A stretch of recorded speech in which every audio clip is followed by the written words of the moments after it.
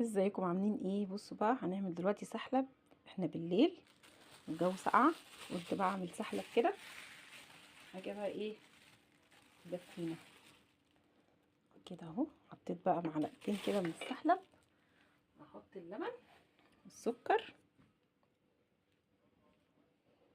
احط بقى اللبن اهو. بصوا انا حطيت بقى السكر على حسب الرغبه. وهنقلب بقى كده لحد ما يتقل بقى. بس خلاص خلص السحلب. بصوا بقى، خلاص اهو. انا مش عايزاه يبقى تقيل، لان هو كده كده هيتقل لما بيقعد.